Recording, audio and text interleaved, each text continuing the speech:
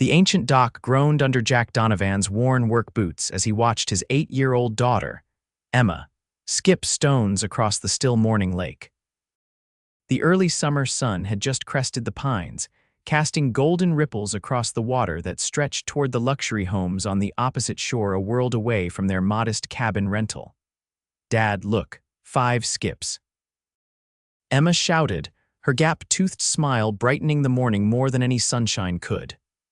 "That's my girl," Jack called back, pride momentarily overriding the worry that had become his constant companion. The past year had been brutal, losing his contracting business after his business partner embezzled funds, then the divorce when his ex-wife decided she couldn't handle the financial stress anymore. Now it was just him and Emma, getting by on handyman jobs while he tried to rebuild. They'd splurged on this week-long lakeside vacation using the last of his savings. Emma had been through enough, and he'd promised her this trip months ago when things were better. A promise was a promise, especially to his daughter. "Can we go fishing today?" Emma asked, pushing her wild auburn curls from her face. She had his eyes deep brown with flecks of gold that sparked when she was excited. "You bet, kiddo, right after breakfast." Jack ruffled her hair, grateful that at 8 years old, she still found joy in simple pleasures like fishing with her dad. The sound of an expensive outboard motor struggling to turn over interrupted their moment. Jack looked toward the private dock 50 yards down the shoreline where a sleek white powerboat bobbed in the water. A woman stood in it, repeatedly turning a key with increasing frustration. "Sounds like someone's having engine trouble," Jack said, more to himself than to Emma.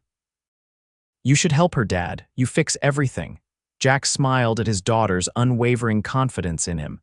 "Stay here on the dock where I can see you. Keep skipping stones and I'll be right back." As Jack approached, he could see the woman more clearly. She wore simple khaki shorts and a navy blue button-up with the sleeves rolled to her elbows. Her dark hair was pulled into a practical ponytail, and expensive sunglasses perched on her head. Something about her posture determination mixed with growing frustration made him smile. "Engine trouble." He called out, stopping at the edge of her dock. The woman looked up, startled. For a moment she seemed almost wary, then her expression softened. "Yes, it was running perfectly yesterday. Mind if I take a look? I've worked on a few boat engines in my time." She hesitated, studying him.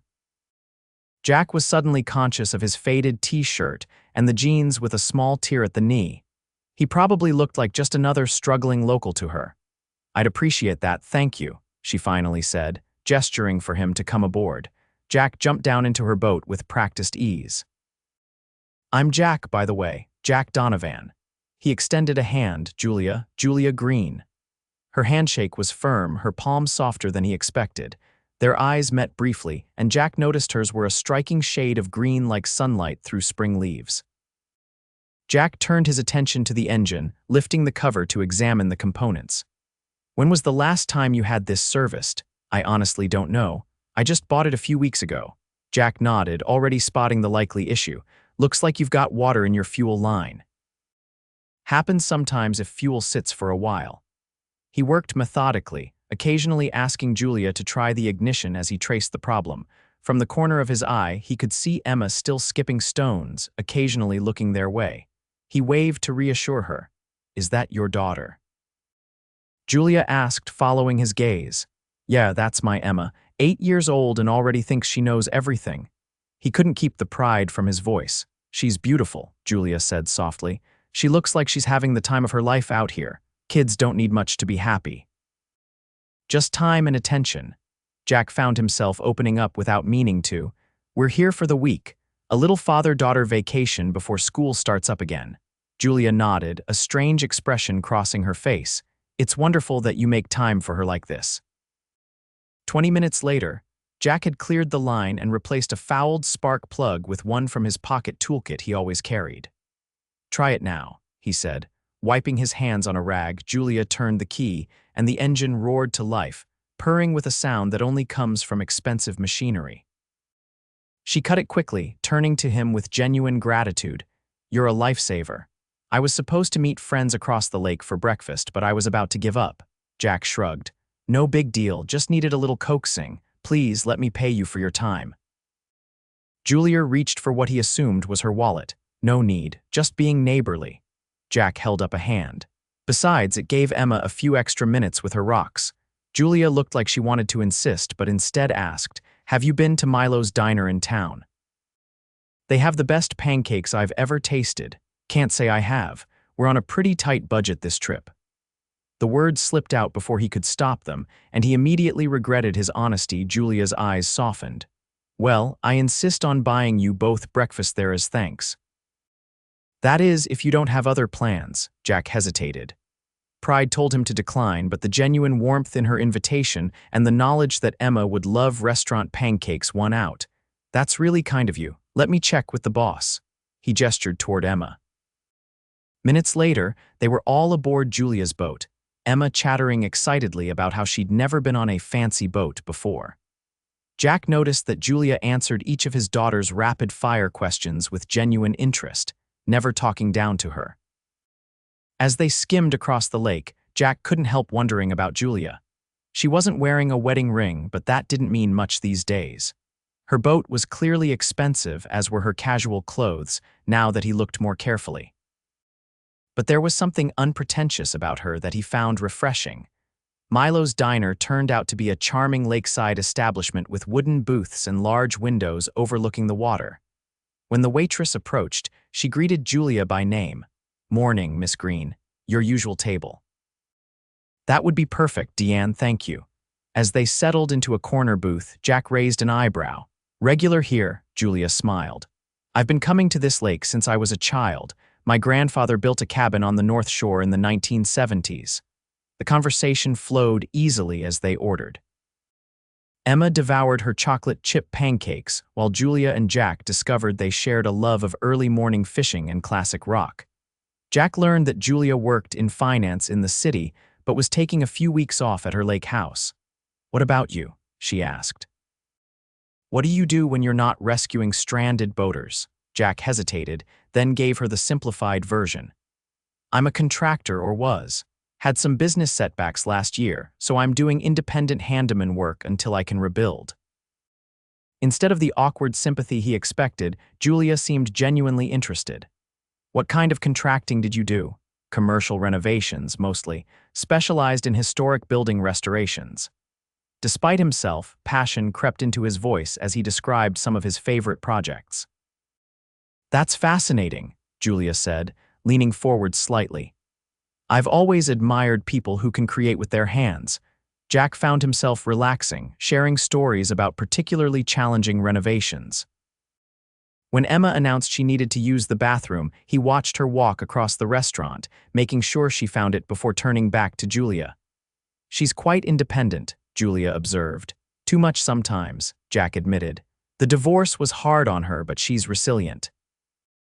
"How long have you been a single dad?" "Almost a year now. Her mom moved across the country with her new boyfriend, calls once a week like clockwork, but..." He shrugged, not wanting to say more in front of Emma, who was returning to the table. "Dad, can we get ice cream after this?" Emma asked, sliding back into her seat. "I think we've imposed on Miss Greene enough for one morning, kiddo. Please call me Julia," she insisted, then turned to Emma. "And I happen to know the best ice cream shop is just down the street." They spent the next 2 hours exploring the small lakeside town, with Julia pointing out local landmarks and sharing childhood memories. Jack noticed how easily she connected with Emma, never talking down to her or treating her interactions as an obligation. When they returned to their docks, Jack helped Julia secure her boat, acutely aware of the contrast between her luxury vessel and the small aluminum fishing boat he'd rented for the week. "Thank you for a lovely morning," Julia said as they prepared to part ways. "We should be thanking you for breakfast and the boat ride and everything." "Dad, can we invite Julia to go fishing with us?" Emma asked suddenly.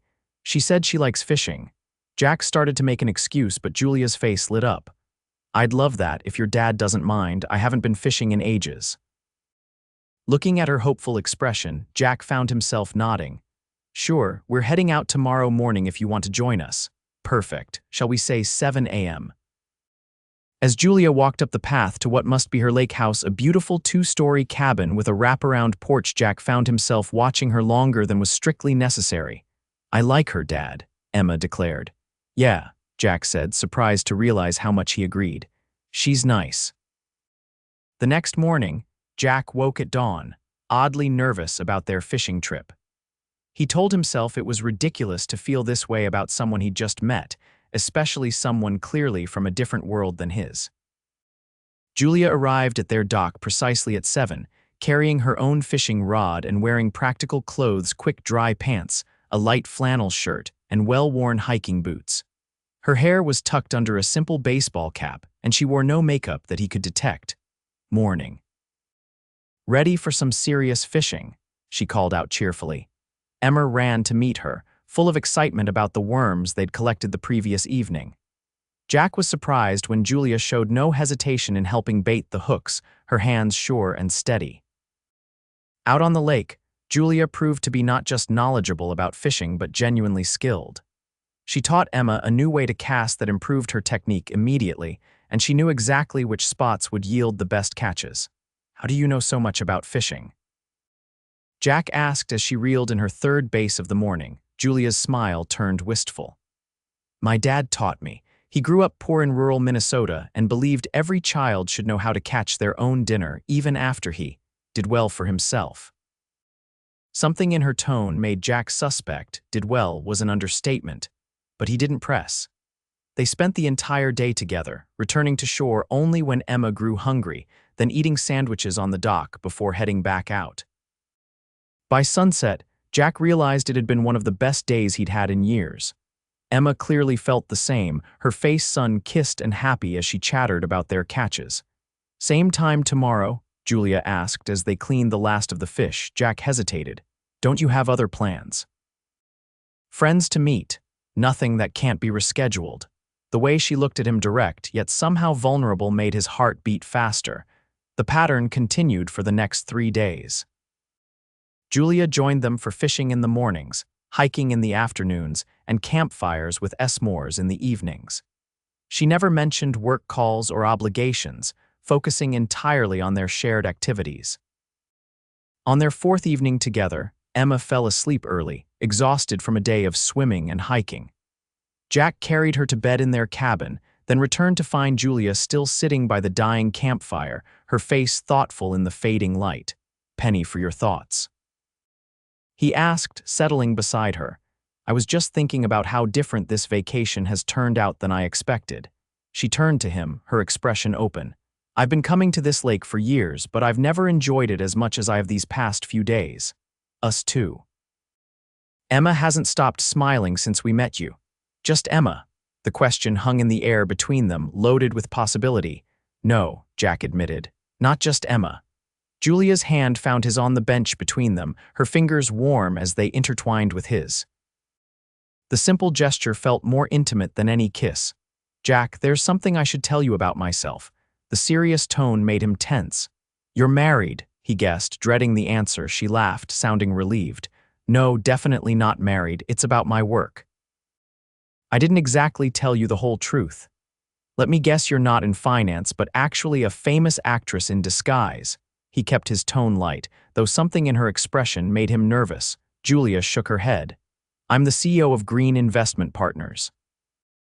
My grandfather founded it, my father expanded it, and I've been running it for the past 8 years. The name clicked in Jack's mind. He'd seen it in business journals. Greene Investment Partners was a multi-billion-dollar asset management firm. So when you said you work in finance, I was being deliberately vague, she admitted. People treat me differently when they know, especially men. Jack processed this information, understanding her hesitation. So you're not just comfortable, you're wealthy? Yes, very. She watched his face carefully. Does that bother you? Jack considered the question honestly. It's intimidating, he finally said. I mean, I'm barely keeping my head above water financially right now. Money's just money, Jack. It doesn't define who I am. Easy to say when you have it, he pointed out, but his tone was gentle rather than bitter. Julia nodded, acknowledging his point. Fair enough. But these past few days with you and Emma, it's the most genuine connection I've felt with anyone in years. No business agendas, no social climbing, just real conversation, real laughter. Jack found himself unable to disagree. Despite their different backgrounds, something about being with Julia felt effortless, as though they'd known each other for years rather than days. "So what now?" he asked. "Our rental's up in 3 days and then we head back to reality." Julia hesitated. "Where is reality for you?" "You never said exactly where you live." "Portland. We have a small apartment there while I rebuild the business." Her face lit up. "Portland? I live in Seattle. That's only a 3-hour drive." The revelation shifted something in Jack's chest, a door opening where he'd expected to find a wall. 3 hours was manageable, not easy but possible. "Would you want to stay in touch?" he asked, feeling suddenly like a teenager asking for a phone number. Julia's smile was answer enough, but she said, "I'd like that very much." The moment hung between them, charged with potential, until Julia leaned forward and kissed him softly. Her lips were warm, the kiss gentle but certain. When she pulled back, Jack saw his own feelings reflected in her eyes, surprise at the connection they'd found and hope for what it might become. The next 2 days passed in a blur of shared moments, more fishing, a boat trip to the far side of the lake, cooking dinner together while Emma helped set the table. Each interaction deepened their connection, revealing new layers of compatibility. Jack learned that despite her wealth, Julia valued simplicity. She'd turned down her family's Manhattan penthouse, preferring a modest, though undoubtedly expensive, loft in Seattle. She worked hard, cared deeply about sustainable investing, and donated substantial amounts to education initiatives for low-income families. Julia discovered that, beneath Jack's pride, was a deeply principled man who'd refused to declare bankruptcy after his partner's embezzlement, instead taking on the debt himself to ensure subcontractors got paid. A man who worked 7 days a week, but never missed his daughter's school events. On their last evening at the lake, after Emma was asleep, they sat on Julia's porch, talking into the night. "I have a confession," Julia said, her hand comfortably entwined with his. "My boat didn't actually have engine trouble that first morning." Jack raised an eyebrow. "What?" "Well, it did, but not when you first saw me. It started perfectly that morning, but then I saw you and Emma on your dock." She looked almost embarrassed. "You both looked so happy, and I found myself killing the engine and pretending it wouldn't start." "You're saying you faked engine trouble to meet me?" Jack was torn between amusement and disbelief. "It sounds ridiculous saying it out loud," she admitted. "But there was something about you, the way you were with Emma, the way you both seemed so content with just each other's company. I wanted to know you." Jack laughed, shaking his head. "And here I thought I was being a good Samaritan. You were. I just created the opportunity." Her smile turned serious. "I've never done anything like that before, but I'm glad I did." Jack pulled her close, kissing her with all the emotion that had built between them over the week. When they finally parted, both breathless, he pressed his forehead to hers. "I'm glad too." The morning of their departure brought the first clouds of the week, as if the weather itself shared their reluctance to end this interlude. Jack and Emma loaded their modest belongings into his truck while Julia watched from beside them. "So, I'll call you tonight." Jack confirmed, still feeling the unreality of it all. "Absolutely." Julia knelt down to Emma's level. "And I'll see you in 2 weeks when you and your dad come to Seattle, right?" Emma nodded enthusiastically. They'd made plans for Julia to show them around her city, the first of what they hoped would be many visits back and forth. As Jack started the truck, Julia handed him an envelope. "Don't open this until you're at least an hour away," she instructed. Jack raised an eyebrow but promised. With final waves and Emma's shouts of "Bye, Julia, see you soon," they drove away, the lake house growing smaller in the rearview mirror. 50 miles down the road, Emma asleep against the window, Jack remembered the envelope. Pulling into a rest stop, he carefully opened it. Inside was a business card not for Greene Investment Partners, but for the Historic Building Restoration Trust of the Pacific Northwest. A handwritten note explained, "They're looking for a new project manager for their Seattle division. Your experience is perfect. This isn't charity, they need someone with exactly your skills. The choice is yours, but know that I'd love to have you closer." Jay beneath was a second note.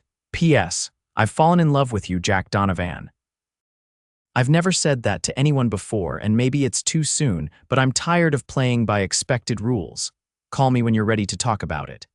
Jack stared at the card and note, emotions washing over him in waves, pride warred with practicality, hope with caution. But beneath it all was the undeniable truth. He was falling in love with her too. 6 months later, Jack stood in the newly renovated offices of Donovan Historical Restoration in Seattle. Starting over had been challenging but exhilarating. The project management position Julia had connected him with had quickly evolved into consulting work, which had led to enough clients to relaunch his own business, this time with proper financial controls and a focus on his true passion for historical buildings. He'd been hesitant to move to Seattle so quickly, worried about uprooting Emma and about the perception that he was chasing Julia's wealth. But when Emma's school counselor pointed out that a fresh start might be exactly what his daughter needed, and Julia made it clear she wanted a relationship regardless of where he lived, the decision became easier. They'd taken things slowly, despite their strong feelings. Jack had rented an apartment for himself and Emma, insisting on establishing their own life in Seattle, separate from Julia's influence. Emma had adjusted beautifully, thriving in her new school and blossoming under the combined attention of both Jack and Julia, who had become an increasingly important figure in her life. Now, as Jack hung the framed photo of the three of them from their lake vacation, the first of many they'd taken together, his phone rang with Julia's ringtone. "Hey there," he answered, smiling at the sound of her voice. "How's the new office looking?" she asked. "Perfect. Want to come see it?" "I just hung our lake photo. I'm actually downstairs. Thought I'd surprise you with lunch." Minutes later, she was in his doorway, carrying takeout from his favorite sandwich shop. As she looked around his new space, modest but well-designed, filled with samples of restoration materials and photos of historical buildings, her face showed nothing but pride.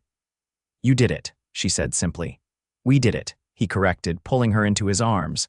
"I wouldn't be here without you." "You would have rebuilt eventually. You're too talented not to." "Maybe, but I wouldn't be this happy," he kissed her softly. "I was thinking about that first morning on the lake, how completely random it was that we met." Julia's eyes sparkled mischievously. "Well, not entirely random." "Still sticking to that story about faking engine trouble, huh? It's not a story. It's the truest thing I've ever done." She became serious. "I saw you and something inside me just knew."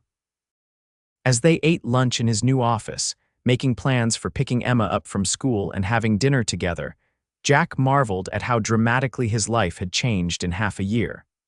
From struggling single dad to successful business owner, from lonely to loved. That evening, as Emma showed Julia her science project and Jack prepared dinner in the comfortable house they'd recently bought together, with Jack insisting on paying exactly half, despite the difference in their finances. He caught Julia watching him with that same look she'd had by the campfire months ago, a mixture of wonder and certainty. Later, after Emma had gone to bed, they sat on their back porch, overlooking the lights of Seattle in the distance. "I have something to ask you," Julia said, suddenly seeming nervous. "Anything," Jack replied, though his heart raced at her serious tone. To his surprise, she slid from the porch swing onto one knee in front of him, pulling a small box from her pocket. "Jack Donovan, I've been in control of everything in my life for as long as I can remember, my career, my finances, my future. But falling in love with you and Emma has been the one wonderful thing I couldn't plan or manage." She opened the box, revealing a simple but elegant band. "I don't care about traditional roles or who asks whom. I just know I want to spend my life with you both. Will you marry me?" Jack stared at her, this extraordinary woman who had entered his life through a pretended boat malfunction and changed everything. Who loved his daughter as fiercely as she loved him. Who had never once made him feel less than her equal, despite the disparity in their financial situations. "Only if you'll let me get you a ring too," he said, pulling her up into his arms. And yes, absolutely yes. As they sealed their engagement with a kiss, Jack reflected on how a simple act of helping a stranger start her boat had led to this moment of perfect happiness. Sometimes, he thought, the most unexpected beginnings led to the most beautiful journeys. "I love you," he whispered against her lips. "Boat engine troubles and all." Julia laughed, the sound as joyful and free as it had been that first morning on the lake. Best mechanical failure of my life.